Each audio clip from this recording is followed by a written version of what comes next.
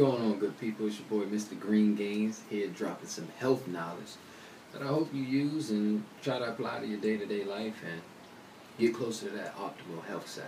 Because the sick care industry, as I like to call it, is really affecting us across this country, and we spend a lot of money on medical bills that we would like to be able to spend that money on a lot of other things to enjoy life with our friends and our family and just for ourselves. So these are some basic tips I give to people to start on their journey towards trying to be healthier. Tip number one, you gotta drink a gallon of water a day.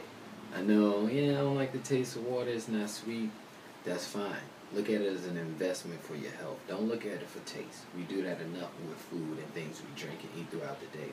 So look at it as an investment of you helping yourself in the long run. Now, drinking a gallon of water a day is going to help eliminate a lot of impurities and toxins in your body. Yes, you're going to the bathroom more often, but the victory of that is that's your body pushing out those impurities and those toxins through the bowel, through the urine, and making your system more clean.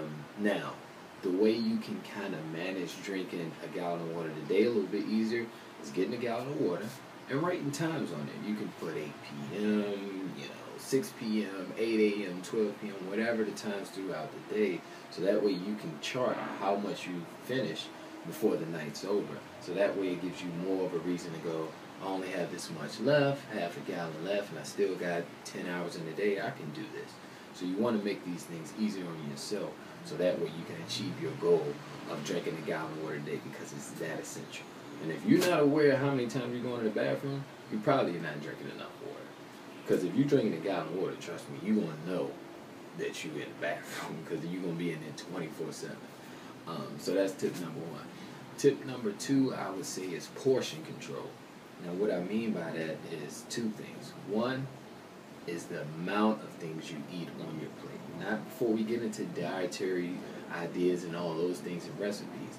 Just think, if you normally eat 4 pieces of chicken, 2 things of cornbread, and 2 cups of rice, cut everything in half. Start there. It's not a huge jump, but it is a minor jump that's going to help you get closer to the goals of eliminating the processed foods, eliminating the salts and the sugars that come with eating those large portions of meals on your plate. And the second way you can help with that is get a smaller plate. Don't eat the big round dinner plate at your table. Put the smaller plate so that way you're forced to kind of manage the portions in a different way. Now, that don't mean go up higher and stack taller, because you can't go out wide. Yeah, I know how y'all get. Don't be slick. Just manage the plate and proportion it to where it's like you're eating for energy and not to fill and stuff yourself up where you feel like you're tired. Because that's the body is being fatigued, and the digestive system needs to relax.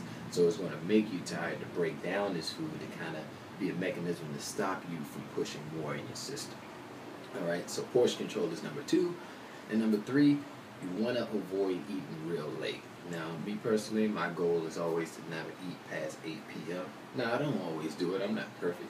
But the objective is to, when I go to bed, I don't want large meals sitting in my stomach, because while your body does burn calories while you sleep, it's not to the level of when you're working throughout the day, moving constantly, staying active, blood circulation, raising your temperature, and burning it that way. That's why it's essential for us to work out. So staying away from eating really late and then going right to bed is going to be essential, and you keeping your weight down and avoiding those conditions that come with backed up digestion. Because if you eat really late, go to sleep, wake up in the morning, eat breakfast, then you're not really active and you haven't been going to the bathroom, then you eat lunch, you get the message. It's a lot of meals in your system backed up in that digestive area. So you're taxing the system back to back. So you may have ate a meal Monday night, but you may not have fully processed and digested out of the system due to constipation by Tuesday night, maybe even Wednesday morning at times. So think about how many meals you've had with them. So you kind of got to look at it as if it's like traffic. You don't want to keep more cars on the road when it's already traffic. It's just going to make it even worse. So that's the view you want to have. And those are some of the 3 basic tips I would say if you want to start working towards getting a healthier diet and a more optimal functioning ability throughout your day. Drinking a gallon of water, portion control on your food, and not eating too late and going right to bed. I hope that helps y'all. This is Mr. Green Gains signing off. Peace and love.